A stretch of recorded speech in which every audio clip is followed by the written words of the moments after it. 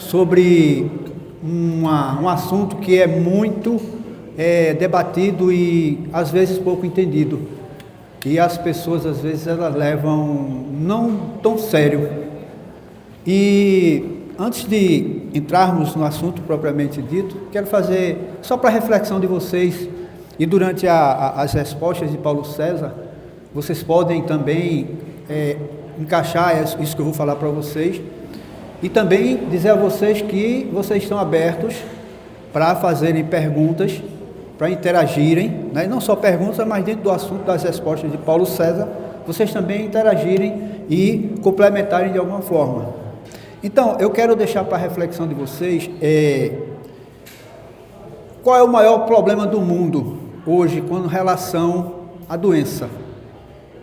Qual é a doença que você imagina hoje que é a pior de todas, que acaba, que destrói, que mata? A pior doença que vocês podem imaginar hoje. Não respondam agora, guardem para vocês, e durante a aula vocês podem colocar isso também dentro do assunto. E o assunto é sobre o impacto do pecado na vida do ser humano, nas nossas vidas. O quanto ele impacta, o quanto ele estraga a vida de uma pessoa. Muita gente acha que é brincadeira, muita gente não leva de uma forma tão séria. E hoje, nos primeiros capítulos de Romanos, nos primeiros 3 capítulos de Romanos, nós vamos conversar a respeito desse assunto, né, e desenvolver essa conversa com algumas perguntas que vão serem feitas a nosso amado PC, que está aqui, Paulo César, né, conhecido carinhosamente como PC. E a primeira pergunta, Paulo César, ela por que o pecado é tão grave na vida do ser humano? Por que ele é tão grave? Né? Por que ele impacta tanto? Primeiramente, boa noite a todos. Veja bem, o pecado é grave porque se trata de uma afronta direta a Deus.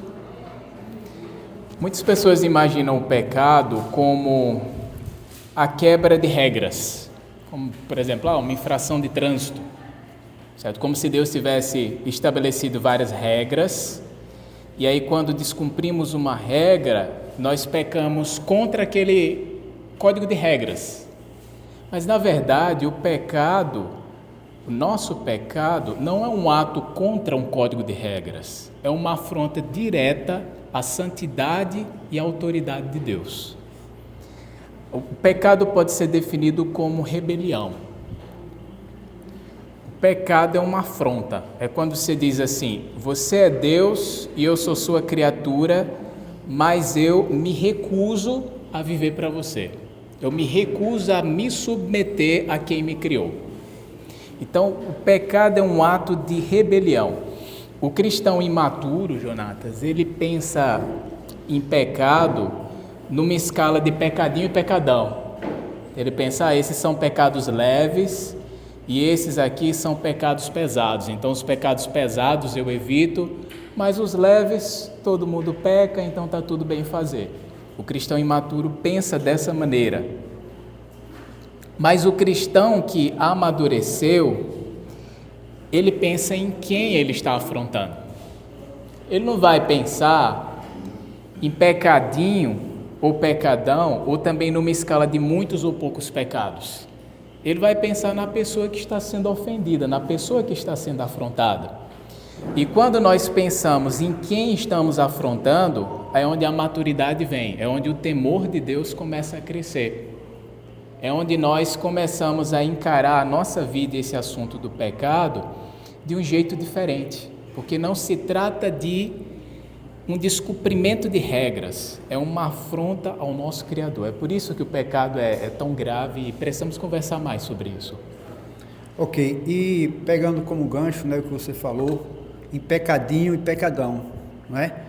Numa escala, é como se para Deus ele tivesse uma escala de 0 a 10, né? Se eu minto, eu vou aí 2, eu tenho 2, mas se eu mato, então eu vou para a escala 8, como se fosse assim para Deus, né? E tem até uma parte na Bíblia que ele fala que se você guarda, né, dos 10 mandamentos, você guarda 9, por mais importantes que você acha que eles sejam, mas um só que você acha que é o menor de todos, você deixa de cumprir, você está errando por todos, não é verdade? Então, alguma pergunta, alguma observação, fiquem à vontade. A hora é essa. O assunto é sério, não é brincadeira, né? Não é, Gabriel? É muito sério. E nós precisamos realmente estar atentos, porque Deus, Ele é amor, mas Deus também, nós sabemos que Ele é justiça. Vamos para... Oi, Gabriel, pode falar. É interessante a gente pensar nisso, porque às vezes, até no nosso meio mesmo, a gente não compreende o tamanho da graça de Deus. Porque a gente pode imaginar, né, uma pessoa, a gente vai sair para evangelizar, para mostrar Cristo para uma pessoa. Você olha, pode ser uma pessoa alcoólatra, a pessoa se converte, você ok, né? A graça a Deus foi convertido. Mas aí chega uma suposição, um traficante, um estuprador, ele fazendo essas coisas horrendas assim, aí ele se converte, e às vezes até a gente olha dessa forma e diz, não é justo, né? Olha a diferença de pecados que ele cometia, mas da mesma forma que Deus deu para o alcoólatra, a graça também é para essa pessoa com esses pecados, em nossa escala, que está em 10 mais de 10. Então, nós precisamos pensar nisso também. Deixar de lado essa discriminação que fizeram a gente. Isso, o importante é pensar em quem está sendo afrontado, né? Se pensarmos nisso, então nós superamos essa escala, né, de pecadinho, pecadão, isso se torna irrelevante, né, bem pontuado. Ok. Pode falar. Você vai entrar na questão de consequência, nível de consequência do pecado. Sim. Ok, podemos prosseguir. Ainda nessa questão da gravidade do pecado, Paulo César, aí eu vou perguntar a você o seguinte: será que existe alguém que não pecou ou que não peque? Olha, a Bíblia diz que todos os homens são indesculpáveis. Isso está escrito em Romanos capítulo 1. Você pode acompanhar, esse será basicamente o texto base assim, da nossa conversa. Romanos capítulo 1, a partir do versículo de número 18. Os homens são indesculpáveis. Paulo, continuando a conversa, diz que não há um justo sequer. Todos pecaram. A nossa conversa está sendo baseada em Romanos capítulo 1, a partir do 18. Mas a gente vai fazer referência também ao capítulo 2, capítulo 3. A Bíblia diz que todos pecaram e carecem da glória de Deus, no capítulo 3, versículo de número 23. Então, todos participam dessa conversa. No capítulo 2, o apóstolo Paulo diz que até mesmo as pessoas mais corretas, pensa na figura do moralista religioso, ele também é pecador e ele faz as mesmas coisas que os devassos fazem, só que em menor proporção. Eu estava vendo um vídeo de comédia que era engraçado. Tinha um rapaz que ligava a televisão, aí via notícias de corrupção de Brasília, e ele começa a falar mal: olha, tá vendo aí, ó, esses políticos tudo ladrão, roubando aqui a nação, tudo desonestos. Aí ele com raiva desliga a TV, e aí a tela segue um pouquinho mais para frente, aí mostra que ele estava usando um gato da Sky, né? Ele não estava pagando a Sky mesmo, era um gato que ele colocou, né? Então essa é a piada, né? Então até o moralista, aquele que critica os outros, aquele que acha que tudo tem que ser feito de modo correto, quando passa um pente fino na vida dele mesmo, tem coisas que estão fora do lugar. Então o apóstolo Paulo diz, até mesmo o mais moralista, ele não passa nesse pente fino de Deus. Então todos são pecadores, todos participam dessa conversa e necessitam da graça de Deus. E Romanos, né, Paulo César 3,23, né, ele diz que todos pecaram e precisam do perdão de Deus. Então todos, não tem exceção. Então, será que existe alguém que não peca? Como você disse, não existe.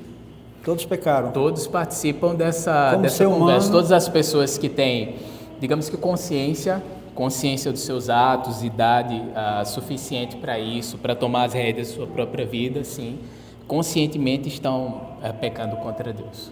Agora, uma coisa assim que eu fico pensando às vezes, e uma pessoa perguntou a mim, se a Bíblia ela traz, tipo assim, uma relação do que é pecado, o que não é pecado.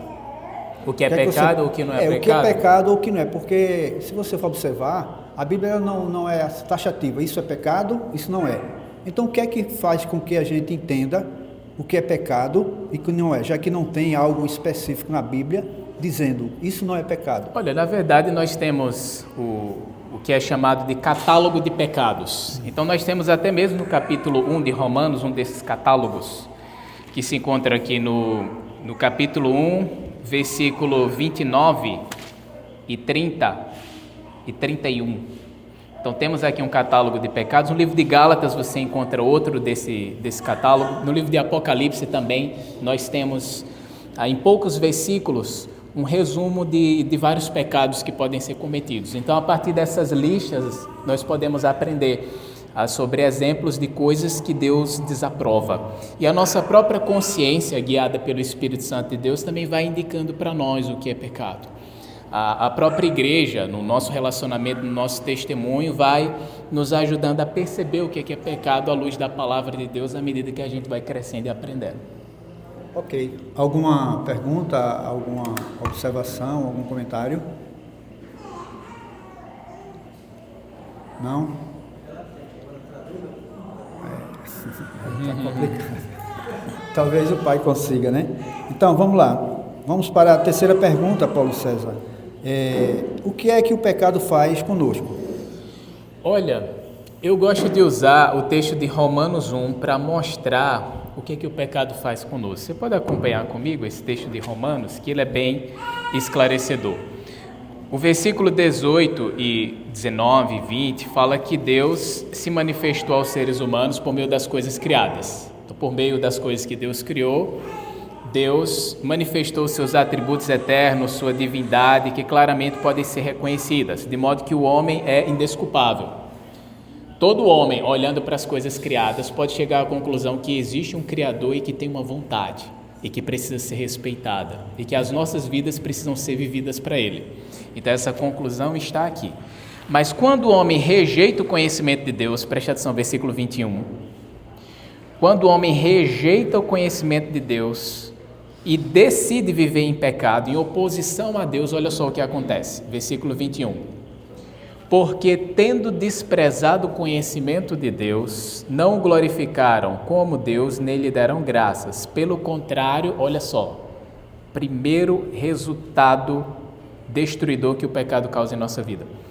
Pelo contrário, se tornaram nulos em seus próprios raciocínios, e o coração insensato deles se obscureceu. Dizendo-se que eram sábios, se tornaram tolos. Olha só o que o pecado faz em nós. O pecado nos embrutece.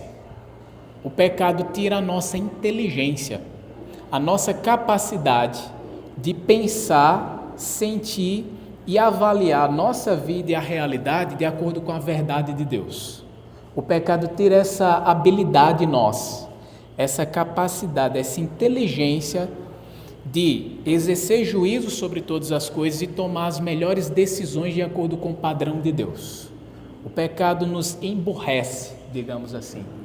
Tira a nossa inteligência, a nossa capacidade, o nosso entendimento e não fazemos as coisas da melhor maneira que elas devem ser feitas, segundo o padrão de Deus. Agimos do nosso próprio modo, que não costuma ser o melhor. E aí trilhamos o caminho da insensatez, ou seja, da burrice. O pecado nos deixa burros, numa linguagem assim bem simples assim para todo mundo entender. O pecado nos emburrece, nos faz agir de um modo que é contrário ao padrão de Deus e que traz prejuízos para nós mesmos. Essa é a primeira coisa que o pecado faz conosco. Segunda coisa, você pode acompanhar no versículo 23. E trocaram a glória do Deus incorruptível por imagens semelhantes ao ser humano corruptível, às aves, aos quadrúpedes e aos répteis. O versículo 23 está falando sobre idolatria. Quando uma pessoa decide viver no pecado, ignorando a Deus, ela não somente emburrece, perdendo a sua capacidade de pensar, de sentir, de agir de acordo com o padrão da verdade de Deus. Ela acaba adorando outra coisa no lugar de Deus. É isso que o pecado faz. Todos têm um Deus. Não existe uma pessoa que não tem um Deus. Todos têm. Alguns têm como seu dono e senhor o Deus verdadeiro. Outros fazem do seu Deus uma outra coisa. Fazem do seu Deus a sua carreira. Fazem do seu Deus o dinheiro. Fazem do seu Deus uma busca desenfreada por prazer. E as possibilidades são muito grandes que as pessoas podem trilhar. Ok, Paulo César. E aí, gente, alguma pergunta, alguma observação? Um de cada vez, por favor, para a gente não misturar aí as coisas. Estou vendo todo o pessoal querendo... É porque eles estão pensando. Estão pensando, né? Então vai ficar para a última pergunta, né? É. Então, Paulo César, você colocou uma situação aí que me leva a outra pergunta. Quando você disse, o pecado nos leva à idolatria, à adoração de outra coisa no lugar de Deus, ok? Então, o pecado nos leva à idolatria e adoração a outras coisas no lugar de Deus. Então, vem a quarta pergunta. É possível se tornar idólatra, mesmo sem imagens, bonecos de gessos? Ah, sim, com certeza. É possível ser um idólatra sem ter nenhum boneco de gesso em casa, sem ter nenhuma imagem, sem prestar, digamos que, culto religioso a uma imagem, a um ícone ou alguma coisa. É possível que isso aconteça. O que é um ídolo? Um ídolo é tudo aquilo que você olha e diz: sem isso aqui, eu não posso viver feliz. Ou, se eu perder isso aqui, acaba a minha felicidade e o meu valor. Isso é seu ídolo. O ídolo é aquilo que sustenta a sua vida e a sua felicidade. Se o que sustenta a sua vida e a sua felicidade, por exemplo, é a sua carreira, é o seu status, é tudo aquilo que você construiu na parte dos estudos e nos trabalhos, se é isso que lhe dá dignidade, valor e felicidade, então isso é o seu ídolo. E como é que a gente descobre que tem um ídolo? Quando essas coisas são tiradas de nós. Quando essas coisas são tiradas de nós e entramos num completo desespero, acaba o nosso chão, acaba a nossa vida, aí percebemos que era um ídolo. É muito difícil perceber quando temos um ídolo. Geralmente percebemos quando as coisas são tiradas. E quando elas são tiradas, dói. Por quê? Dói. Porque é como se o chão sumisse. Então é muito fácil transformar uma coisa que não é Deus em nosso Deus. E quando isso acontece, a nossa vida de fato vai para rumos muito, muito complicados. Se torna muito, muito difícil. Porque veja, se o seu Deus, o seu ídolo, é a sua carreira, e você perde a carreira, a sua vida acaba. Se você fez do seu ídolo a sua empresa, e a sua empresa fecha, a sua vida acabou. Se você fez do seu ídolo o seu marido, ou a sua esposa, e ela pede divórcio de você, ou morre, sua vida também acabou. Então é extremamente complicado colocar outra coisa no lugar de Deus, e ser arriscado, porque se perdermos essa coisa, a nossa vida acaba. Por isso que o caminho mais inteligente é colocar Deus como fundamento da nossa vida, porque se outra coisa for o fundamento e você perder essa coisa, a sua vida desmorona, e é isso que Satanás quer fazer. Oi, pois não? Ok. Às vezes, alguém me falou e eu achei isso muito importante sobre idolatria. A gente sempre acha que é algo externo ao serviço ao Senhor, mas às vezes o ídolo é o serviço ao próprio Senhor. Sim. Às vezes a gente está fazendo algo achando que é para o Senhor. Por exemplo, eu dou um exemplo, estou dizendo que acontece aqui não. Eu estou líder do ministério X, que é para adorar o Senhor, mas eu não estou adorando o Senhor, eu estou adorando aquela posição de ser líder do ministério X. Sim. Porque aquilo ali está alimentando o meu ego. Sim. Aí às vezes o ídolo está no trabalho que você supostamente está fazendo ao Senhor, mas você está fazendo a você mesmo. Sim, e um bom modo de descobrir isso é quando se faz uma crítica e a gente não aceita, por exemplo. Faz uma crítica e a gente não aceita, esperneia. Aí essa é uma boa maneira de descobrir se a gente não está passando do ponto aqui e o pecado está fazendo a gente confundir as coisas. É um bom ponto que você colocou. Mais alguém? Eusenildo? Ok, vamos passar para a próxima pergunta. Pergunta de número 5. Então o pecado nos enlouquece e nos afunda na idolatria. Ok? O pecado nos enlouquece e nos afunda na idolatria. Se não nos arrependermos e voltarmos para Deus, o que mais o pecado pode produzir na nossa vida? Veja bem, agora nós vamos conversar sobre, digamos que os estágios mais profundos de onde o pecado pode nos levar. Então o pecado, ele nos enlouquece, ele tira o nosso juízo, tira a nossa capacidade de pensar e avaliar as coisas de acordo com o padrão de Deus, já apresentamos isso. Em segundo lugar, o pecado faz com que adoremos outra coisa no lugar de Deus, nós já falamos sobre isso. Mas tem um trabalho ainda mais profundo que esse pecado faz em nossa vida se não nos arrependermos. Olha só, isso é descrito a partir do versículo 24 do capítulo 1 de Romanos.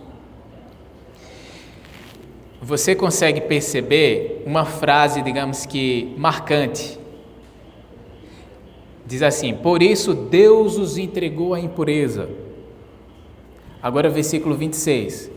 Por causa disso, Deus os entregou a paixões vergonhosas. Versículo de número 28. Por haverem desprezado o conhecimento de Deus, o próprio Deus os entregou ao modo de pensar reprovável. Aqui estamos falando de uma ação de Deus. Qual é a maior miséria que o homem pode experimentar aqui em vida? A maior miséria é ter os freios cortados pelo próprio Deus. Essa é a maior miséria que alguém pode experimentar aqui.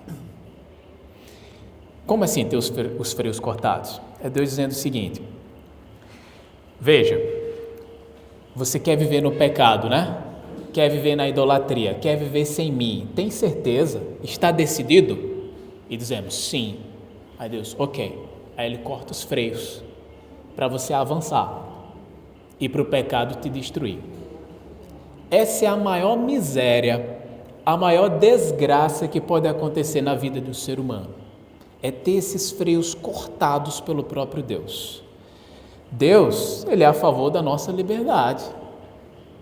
Você quer viver no pecado? Deus vai fazer o possível para que você não vá por esse caminho. Mas se Ele perceber que você está decidido, Ele disse vá. Ele disse vá, e aí Ele corta os freios. Lembra da parábola do filho pródigo? Quando o filho pródigo disse assim, pai, o filho mais moço, né? Pai, cansei, você está demorando demais para morrer, eu quero receber a minha herança e ir embora. O que é que o pai disse? É isso que você quer? Vai embora. Separou os bens e ele foi para a terra distante. Então, se não nos arrependermos, se não voltarmos para Deus, abandonando a nossa idolatria, abandonando a nossa ignorância e nos arrependendo de verdade, Deus pode cortar os nossos freios e aí nós vamos avançar no pecado. Isso vai ser extremamente destruidor para nós. E olha só, o apóstolo Paulo fala sobre isso, versículo de número 24 diz: por isso Deus os entregou à impureza pelos desejos do coração deles, para desonrarem o corpo entre si. Então veja bem, primeiro, quando uma pessoa decide viver continuamente no pecado, Deus corta os freios, e aí o que acontece? Primeiro estágio, acontece uma alteração nos desejos. Então você quer viver na impureza? Vá. Deus corta os freios e as pessoas passam a viver conforme seus próprios desejos impuros. O que pode se referir aos seus desejos, digamos que violentos ou sensuais. Então Deus corta os freios e deixa a pessoa viver na própria impureza, na própria imundícia, na própria violência. Ele deixa a pessoa avançar. Então digamos que os desejos passam a ser corrompidos de uma maneira muito drástica. Mas não para por aí. Temos também um dano ao corpo, que fala de desonrar o corpo entre si. E aí é onde ele fala das paixões vergonhosas, no versículo de número 26. E aí vai citar, inclusive, até a homossexualidade.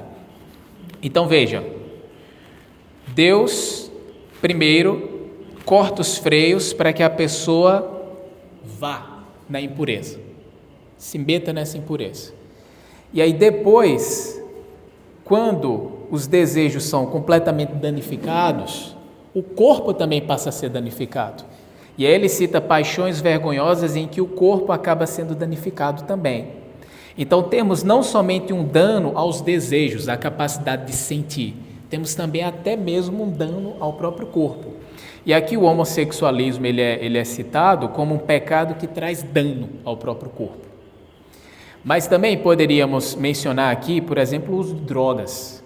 O uso de drogas ilícitas, lícitas, que também acaba trazendo danos ao corpo. Então aqui chegamos no estágio em que o pecado ele está não somente corrompendo os desejos, mas trazendo dano real ao corpo. E aí chegamos no último estágio, versículo de número 28, diz que o próprio Deus os entregou a um modo de pensar reprovável para praticarem coisas que não convêm. Aí agora chegamos em um estágio que é mais, digamos que ideológico. Quando uma pessoa chega nesse estágio, já é bem difícil dela se arrepender, dela voltar atrás. Porque o que acontece? Ela não somente perdeu os freios e está vivendo no pecado, como aplaude isso, como acha que isso é o correto e que isso é que precisa ser divulgado, como bom, justo e verdadeiro. Então temos agora uma corrupção até mesmo ideológica. Primeiro os desejos são corrompidos, depois o corpo acaba sendo danificado, depois o modo de pensar. Temos aqui uma espécie de ideologia, de pensamento, digamos que construído profundo, embasando tudo que a pessoa faz. E aí é onde faz sentido o versículo de número 32, que diz assim: embora conheçam a sentença de Deus, e os que praticam tais coisas são passíveis de morte, eles não somente as fazem, como também aprovam os que as praticam. E esse é, digamos que, o estágio mais ideológico, onde a pessoa peca e nem sente. Na verdade, peca e até acha que isso é o ideal, o bom e justo e divulgável. Alguém levantou a mão, acho que foi Dona Graça. Sim. A desobediência à lei do homem também é pecado, como hoje a gente vê que hoje é o básico, né?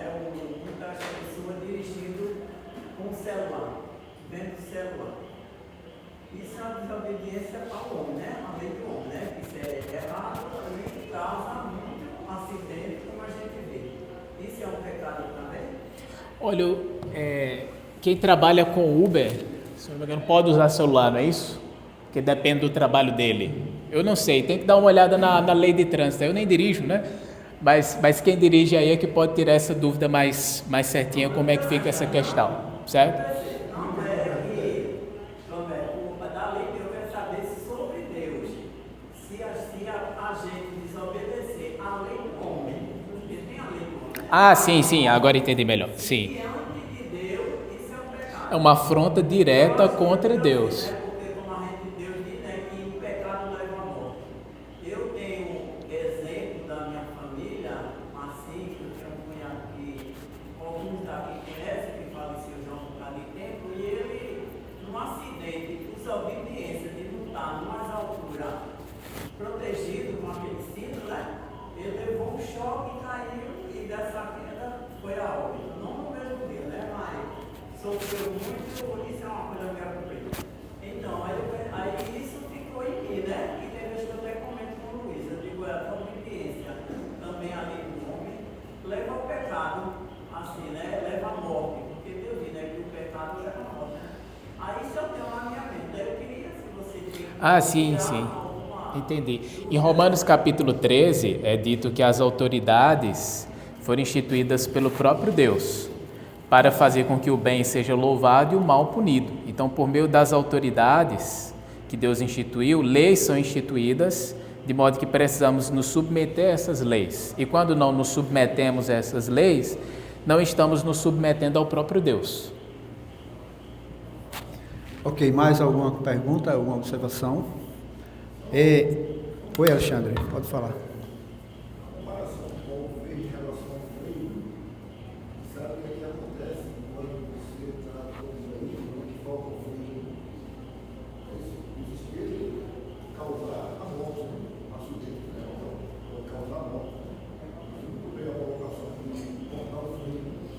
Sim, exatamente. Pronto, nós estamos aqui buscando a Deus, nos esforçando para agradá-lo. Ninguém aqui está com o freio cortado. Ninguém, por quê? Porque Deus está vendo que a gente está buscando a Ele. Então, com certeza, Deus vai nos guardando, vai nos protegendo, vai nos edificando, vai nos consolando, vai nos orientando, porque nós temos interesse na palavra de Deus. Então, ninguém aqui está com o freio cortado. Mas a partir do momento em que rejeitamos o conhecimento de Deus e decidimos viver no pecado de modo resoluto, aí é onde Deus diz, olha, se é esse caminho que você quer, ele vai, cortou os freios, vá. Ok.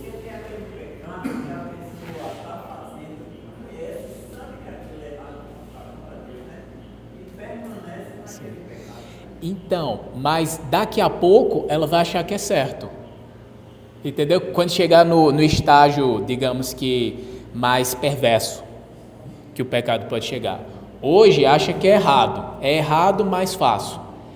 Mas daqui a pouco, quando o pecado estiver nas entranhas da pessoa, vai dizer, por que é errado? Talvez é errado para você, mas para mim não é.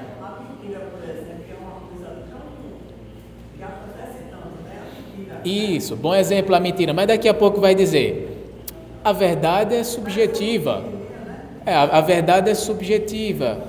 Quem é que determina o que é verdade ou o que é mentira? Não existe nada objetivo, é tudo subjetivo. O que é verdade para você não é verdade para mim. Então, entre verdade e mentira, tanto faz uma coisa ou outra, é tudo questão de ponto de vista. Pronto. Aí já chegou, digamos que, no estágio, digamos que mais profundo, ideológico, onde o mal é confundido com o bem e a verdade é confundida com mentira. E aí chegamos em um estágio onde realmente para acontecer uma recuperação dessa pessoa para Deus se torna bem difícil. Ok, tudo bem, estão satisfeitos com as respostas? Mais alguma pergunta? Então, é interessante, PC, quando você falou que o pecado, a pessoa ele se envolve tanto no pecado, ele se aprofunda tanto no pecado como fosse uma lama, uma areia movediça, que até Graça falou, né? E que a mentira, a pessoa que mente tanto que a mentira passa a ser verdade para a pessoa, né? Quer dizer, ela mente e para ela aquilo passa a ser uma verdade. E eu acho interessante que tem pessoas que falam assim, né? Uma mentirinha para fazer o bem. Não entendo por que mentira para fazer o bem, para ajudar alguém. Estou precisando que você me ajude. O que é que você está precisando? Que você diga que está acontecendo isso. Quando é uma mentira, para supostamente ajudar alguém. Porque mentira é mentira, pecado é pecado. Não tem como você separar. E a sexta pergunta, PC, para a gente encerrar, ela diz o seguinte, a pergunta é a seguinte: por que Deus entrega pecadores resolutos aos seus próprios desejos e estilo de vida pervertido?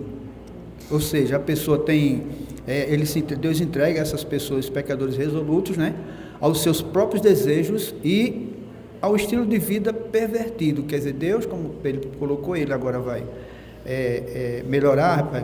vai se aprofundar na resposta. Deus é o que chama livre-arbítrio, né? Sim. Deus cortou o freio, não, você quer, então vá, agora é com você. Isso, exatamente. Então Deus trabalha dessa maneira. Se você quiser agradá-lo, Ele vai mover céu e terra, vai mover anjos, vai mover pessoas, fazer tudo para contribuir para que você o agrade. Pode ter certeza disso. Ele vai te ajudar. Ele vai fortalecer a sua fé, Ele vai lhe transformar, Ele vai lhe mudar, vai fazer uma obra maravilhosa na sua vida, se você quiser.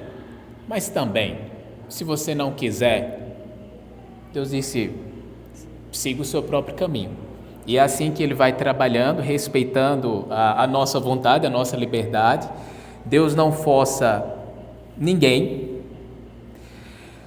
Mas talvez alguém pode pensar, se Deus está cortando os freios de algumas pessoas, não seria que, digamos que, o mesmo que lançá-las de tobogã ao inferno?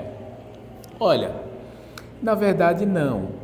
Deus, ele corta os freios de uma pessoa, deixa a pessoa viver de modo dissoluto no pecado, deixa a pessoa se destruir, para que a pessoa, na miséria e na desgraça, no meio das alfarrobas, entre os porcos, olhe para a sua vida, caia em si e diga, meu Deus do céu, o que é que eu estou fazendo com a minha vida? E aí retorne para Ele. Então, essa ação de Deus de cortar os freios nem sempre é para condenação. Algumas pessoas terão seus freios cortados, mas quando se encontrarem lá no fundo do poço, vão cair em si e vão dizer, nossa, na casa do meu pai tinha comida e abundância, e olha onde eu estou aqui agora, desejando a comida dos pobres. E aí retorna para Deus. Então esse ato de cortar os freios nem sempre levará essas pessoas que tiveram os freios cortados à condenação. Algumas receberão o perdão de Deus e voltarão para Deus. E nós temos histórias e testemunhos de pessoas que realmente chegaram até o fundo do poço, que chegaram até a lama nesse estágio aqui e hoje estão na comunhão dos santos. Esse é o trabalhar de Deus, e Deus, ele tem perdão para dar, mesmo para essas pessoas, como Gabriel mencionou logo há pouco aqui em um dos seus comentários. Ele tem perdão para dar, porque Ele é rico em misericórdia, e demonstrou isso quando enviou o seu Filho Jesus para morrer na cruz por nós, porque Jesus na cruz absolveu a nossa loucura, a nossa maldição, a nossa ignorância, as nossas afrontas, as nossas rebeliões, as nossas infidelidades. Ele absolveu todas essas coisas na cruz, carregando no madeiro toda a nossa miséria, para que recebêssemos a graça de Deus. Então, a própria cruz expressa a profunda misericórdia de Deus, para que até mesmo a pessoa que está no fundo do poço, na lama, olhe para a cruz e diga, rapaz, a minha situação é tão grave, é tão horrível. E aí quando ela olha para a cruz, ela vê um homem horrível crucificado, desfigurado. A cruz é horrível. Por que a cruz é horrível? Para ilustrar o quão horrível é o seu pecado, o quão horrível é a sua degradação. E aí ele olha para aquele homem crucificado horrível e de modo misterioso se sente atraído pela cruz e volta para Deus. Então Deus, ele tem graça, ele tem misericórdia para oferecer, até mesmo para quem teve os seus freios cortados. Mas é isso, com o pecado não se brinca não. O pecado leva a pessoa até o fundo do poço. Se der liberdade, o pecado pode lhe levar muito além do que você poderia imaginar. Certo? Então é aquela história, você dá a mão, ele pega o braço. Quando você pensa que não, o pecado já está dentro da sua casa, abrindo a geladeira, dormindo na sua cama. E você não sabe. Ele só bateu na porta. Agora já está dormindo na sua cama e pegando as coisas na geladeira. É assim, o pecado vai desse jeito. É como alimentar o fogo com combustível, né? Isso. Pessoal, só um momento. Léo, depois tu, só um momento. Temos um irmão, né, que está bem distante, está afastado mesmo, e nas suas instruções já dá para ver que o freio foi cortado já há bastante tempo. Né? Infelizmente, vejo como o pecado deliberado, não há mais importância para ele alguma. Ele, num certo tempo, quando eu tive a oportunidade de conversar com ele novamente, mais uma vez, ele disse, rapaz, eu estou muito bem. Fulano também está